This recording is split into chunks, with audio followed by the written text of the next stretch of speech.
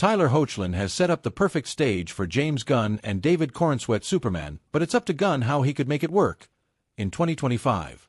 Welcome to Stats In. If you're just joining us, please subscribe and don't forget to turn on notifications bell for more video. James Gunn is all set to show the world his version of Superman with a brand new actor donning the red cape, and the world is anticipating its release. Kal-El, Man of Steel, Superman, Clark Kent, the names are many, but the character is one. Over the years, a range of different actors brought the iconic superhero to life on our screens, receiving love and support from the audience. From the world of DC Comics, Superman is one of the most beloved characters in the whole world. The S that stands for hope has been a symbol of an optimistic, all-good hero who does not ever go wrong, except maybe a few times. 4 years down the line, the actor is immersed in the character of Clark Kent as the show saw many ups and downs with Kal-El. However, Superman and Lois is currently in its 4th and final season. Back in 2021, the world was introduced to Tyler Hoechlin in the role of Clark Kent, aka Superman in the CW show Superman and Lois. Having a different, but similar, take on the role of Superman, Hoechlin's portrayal was an optimistic, go-lucky character. Although it's a great plan, there might be one little problem with David Corenswet Superman that could ruin the whole thing. That problem was also faced by veteran director Zack Snyder, and his film found controversy. Gunn, on the other hand, has two choices. To quote Henry Cavill from Netflix's The Witcher, James Gunn can choose the lesser evil. This timeline coincides with James Gunn's Superman as the DCU director is getting closer and closer to the release of Superman 2025. In a way, Tyler Hoechlin's exit will set the stage for James Gunn to bring in David Corenswet Superman alongside the DCU. What many people missed out on was the fact that Cavill's Superman wasn't trained. He didn't exactly fight with supervillains and invaders every day while growing up. So when General Zod showed up, Henry Cavill's Superman chose the lesser evil by killing him. When Henry Cavill's Superman debuted in 2013 with Man of Steel, the film received mixed reviews. What the film did receive was a ton of controversies and hardcore fans questioning Superman's choice to kill General Zod at the end. James Gunn can choose the lesser evil of having Superman fall a few times only to rise up from the ashes, or he can create a happy-go-lucky guy who is all good with no depths. It's up to the veteran director to decide. At the moment of writing, James Gunn's Superman is set for a release date of July 11, 2025 in theaters. Superman and Lois is available to stream on Max in the US. What many people missed out on was the fact that Cavill's Superman wasn't trained. He didn't exactly fight with supervillains and invaders every day while growing up.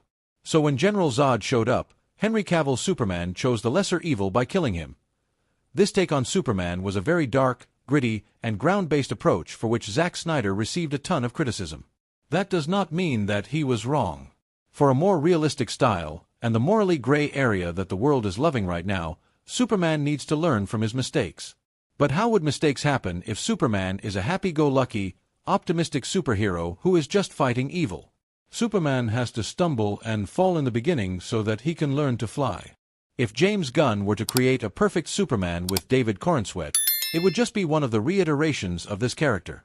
However, if James Gunn wants to make a Superman film that people will remember for years, he has to get his hands dirty. Tyler Hoechlin will have the perfect exit from the role since his version of Superman has already stumbled and learned things from his experience. James Gunn's Superman, on the other hand, hasn't even arrived on Earth yet. The release of Henry Cavill's Warhammer 40K is still in development purgatory, leaving many fans with nothing but their imagination. Welcome to Stats In. If you're just joining us, please subscribe and don't forget to turn on notifications bell for more video. Jean-Jacques Annaud's Enemy at the Gates, 2001, 2 hours 11 minutes, is a harrowing elegy to war's brutality, set amidst Stalingrad's World War II ruins. Directed and co-written by Annaud, with a script by Annaud and Alain Goddard, it's based on William Craig's 1973 book Enemy at the Gates, The Battle for Stalingrad. Jude Law's Vasily Zaitsev, a Soviet sniper, duels Ed Harris's Major Erwin Koenig, a Wehrmacht sharpshooter, in a city reduced to ash. In the age of sequels, remakes, and reboots, we often find ourselves yearning for something a little more out of this world. Henry Cavill, who brought Geralt to life, has big plans for the Warhammer 40K universe, a project he's been diligently working on for a while. But, alas, it seems we're going to have to hold our horses a little longer. Yes, while Cavill's passion for the franchise is undeniable, the show's release is still in development purgatory, leaving us with nothing but our imagination. But don't worry, we've got your back. If you're itching for some grim dark action while we wait, there are 5 films you should definitely check out. George Miller's Mad Max, Fury Road, 2015, 2H, is a frenetic hymn to chaos, anthem to mayhem, breathing new life into the post-apocalyptic genre.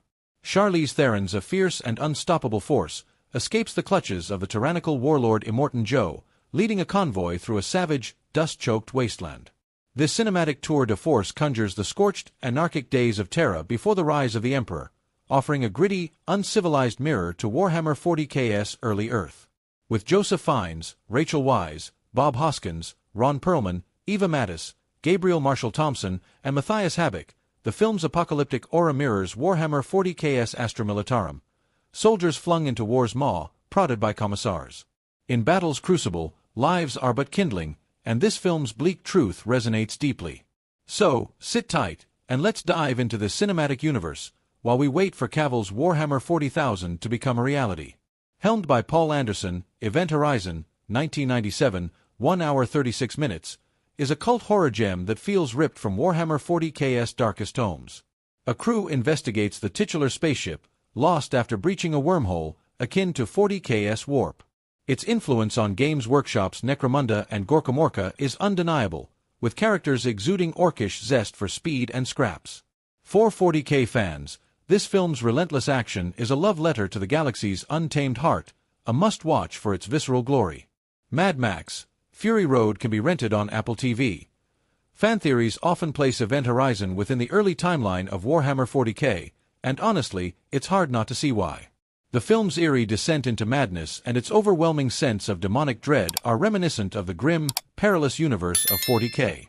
Simply put, set in 2047, a crew of astronauts is sent on a rescue mission after the missing spaceship, Event Horizon, unexpectedly reappears in orbit around Neptune.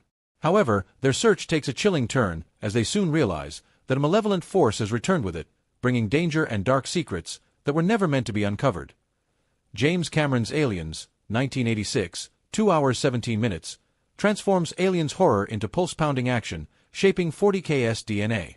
Ellen Ripley, joined by Marines, confronts xenomorphs on LV-426, their hive a blueprint for 40k's Genestealers and Tyranids. Influencing Space Hulk, this film's claustrophobic carnage is pure 40k. It also features strong performances from Michael Biehn, Paul Reiser, Lance Henriksen, and Carrie Henn.